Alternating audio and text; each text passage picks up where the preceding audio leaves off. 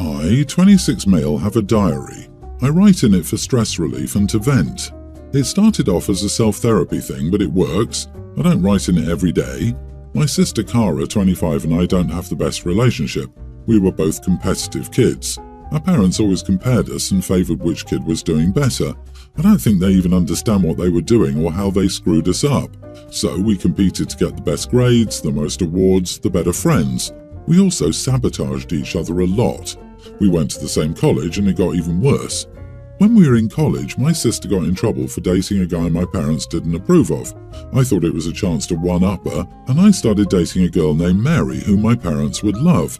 We dated for about a year, and with pressure from my parents, we got married. Although my feelings for Mary weren't big initially, they grew stronger over time. I can confidently say that she's the love of my life, and I would be nothing without her. One morning, Mary started acting strange. She avoided me. Later that day, she sat me down and said she'd been sent an email with what I'd written about her. She showed it to me and it was screenshots of my diary. In it, I called Mary boring, weird, bit of a loser and a freak. How I didn't want to marry her, but my parents insisted. Mary said she thought it was my sister and asked me to confirm.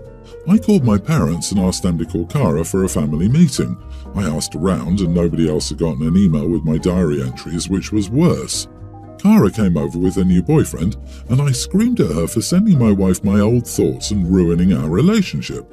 I called her a jealous psycho.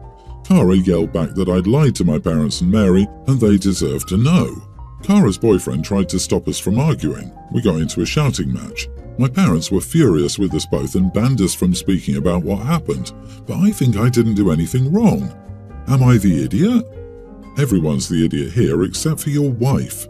You're saying your sister came into your home, found your diary from years ago, had time to read it, scan for pages about your wife and screenshot them? What the heck? And then your wife got that email and read the screenshots? What a mess. You suck for willingly provoking your sister and letting this little feud between you last into adulthood. Your sister sucks for willingly provoking you and letting this little feud between you last into adulthood. She also sucks for reading something that was supposed to be private and for sending it to your wife, an innocent third party in this dumpster fire of a situation. She also sucks for digging up the past to use against you years later. How did she even get a hold of your diary anyway? Things like that are usually kept hidden for this very reason. Finally, your parents suck for apparently knowing about this feud between you and your sister and letting it last into adulthood. They should have shut it down when you were children. I agree. Your parents are idiots for encouraging this immature, petty sibling rivalry well into their children's adulthood and continuing to engage in it today. Furthermore, you are an idiot for calling a family meeting. Why the heck didn't you confront your sister in private? Don't worry, I know the answer. You saw this as another chance to make her look crap in front of your parents and victimize yourself. You all need therapy, and your wife deserves so much better than you. Your poor wife, to be called boring and to know that you only dated and married to one-up your sister will destroy any and all love she has for you. Your sister sucks for reading your diary, but not telling your wife what you think about her. She now knows that marriage and relationships are based on lies and some stupid competition. You and your family are all nuts. Yeah, your poor wife.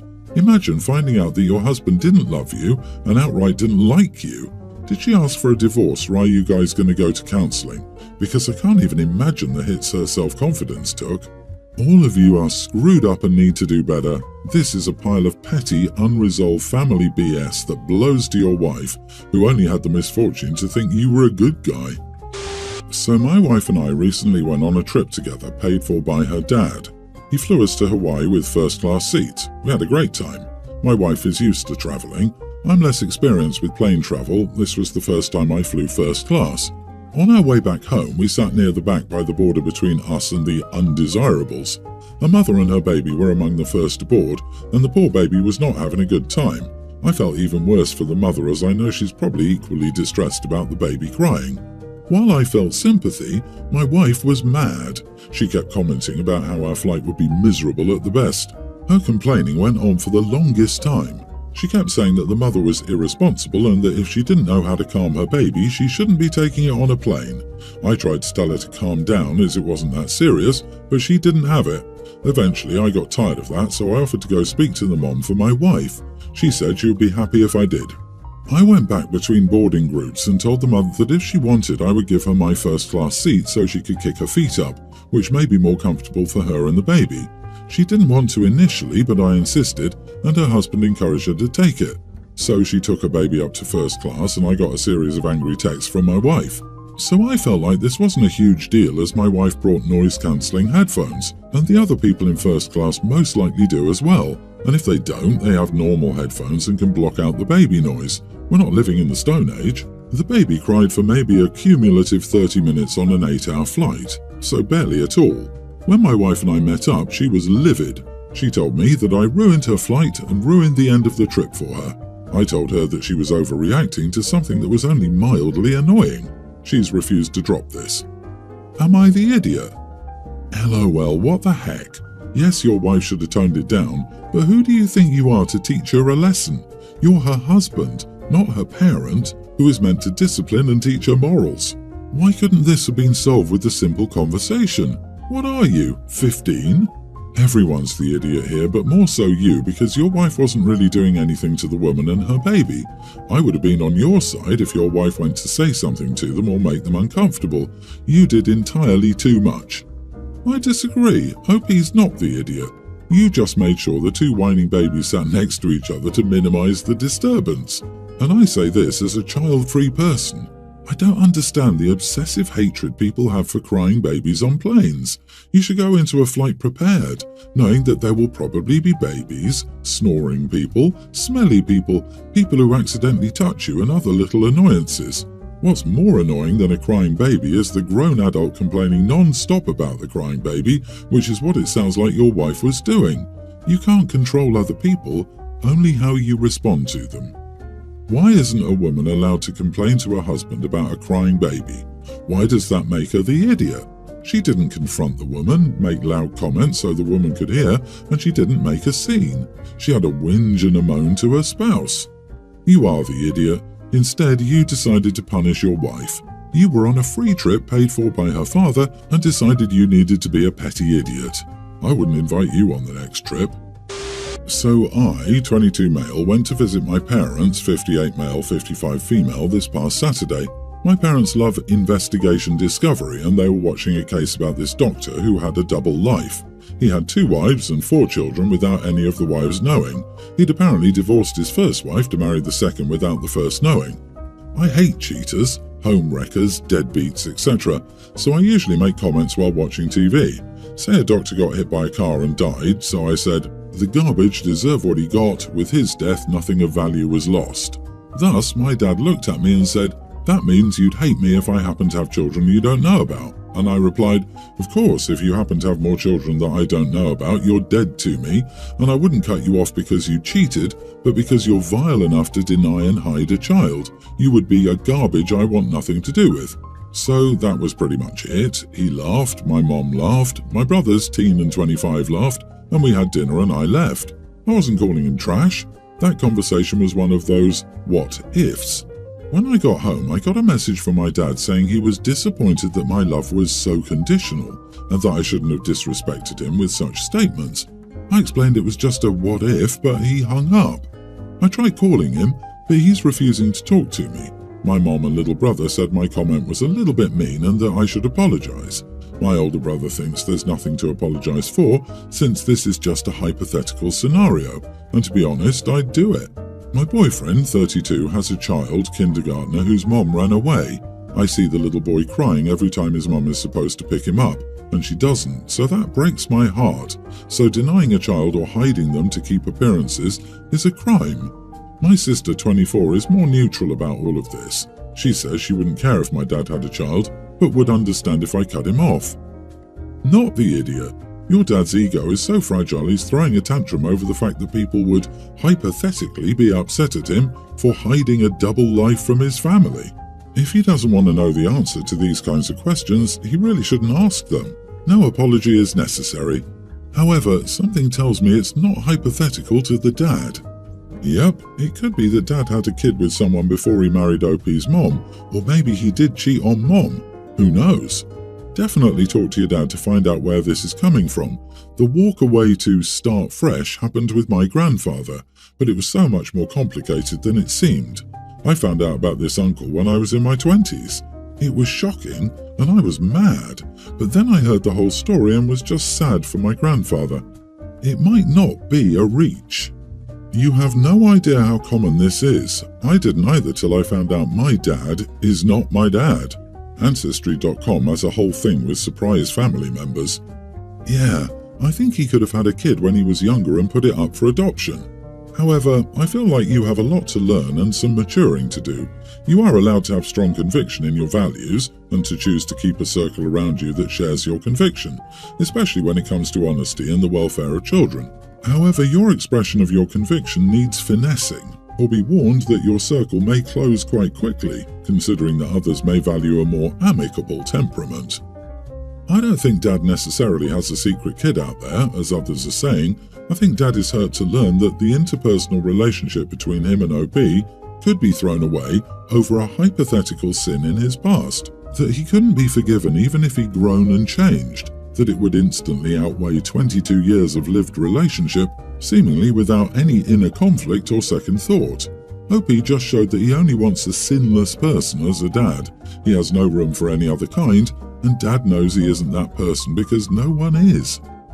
My sister Jessica is irresponsible with money. She tries to live beyond her means and expects someone else to bail her out. This behavior has remained the same since having my niece Valentina, Tina, and Jessica has in fact been even less responsible with her spending. Jessica has been behind on her rent for months. She's treated it like a joke, constantly going to the mall and taking Tina on an expensive spring break vacation. Finally, Jessica's landlord told her that she had one last chance to pay back her rent within the next 2 weeks, or else he would be forced to evict her. Some background on my family is that they all live in a very large house. 2 stories, 7 bedrooms, and a large yard. Family members built it generations ago, so my family pays practically nothing in taxes. But they're not at all well off. Their collective income is so low that they qualify and rely on services such as the food bank. For this reason, they're unable to help Jessica pay back her rent. My family hopes I'll help because if Jessica and Tina moved into my family's house, Tina will be forced to transfer to a bad school district. Tina's current school will allow her to finish the year, but after that she's expected to transfer and begin middle school at a different school district. Jessica is begging me to help with her rent because she doesn't want Tina to leave all her friends behind. She's also very worried because the school district within our family's address is known for being a bad one. This district has had many issues, such as drugs, since we attended as students. The amount Jessica needs would be a lot for me. It would still be possible for me to give it, but I refused. I told Jessica that this was on her. She chose to live beyond her means and treat her rent issues like a joke. I'm not responsible for her choices. She chose to have a child. My love for Tina doesn't make her my responsibility. It will be hard for Tina, but middle school is still easier to adapt to at a new school, and friend groups constantly change during that age anyway. I also reminded Jessica that despite the issues at this school district, we didn't get involved in any of those bad activities because we were taught not to give in to peer pressure. Tina is a smart girl, and I'm sure she'll be fine. My family has told me that they're disappointed in Jessica, but are disappointed in me as well, and they said that Jessica was irresponsible but that they hoped I would put my niece's well-being first. I still feel that this situation is entirely of Jessica's making, and she has sole responsibility for it. Besides, it's not as if Jessica or Tina will be homeless. They'll be able to stay at the family house. Tina will still have access to an education, even if it's not as good as the one offered by her previous school district. Am I the idiot for refusing to help with Jessica's rent? Not the idiot. Your sister had money, she just spent it. The bad outcome here is not so bad. She'll still have housing and a functional, if not preferred, school. It's a hard lesson, but she needs to learn it. And if OP bails her out, it reinforces that she can continue to live the way she does because, give an inch, they take a mile. Big nope, not the idiot. You're not a bank. If your sister wouldn't pay back her landlord, who I assume she has a legal contract with, why would anyone expect her to pay you back when she already feels entitled to favours from you? You'd be enabling your sister's irresponsible behaviour by bailing her out, and I guarantee the conduct wouldn't improve. Stand your ground, OP. Any disappointment in you is misplaced. This isn't your problem to solve. I'm a single mother with 2 kids. I have a nearly adult daughter, Chrissy, and a teen son, Saber. A little over a month ago, I read a book about how to regain a healthy relationship with technology. It made me reevaluate how we use these things in our everyday lives.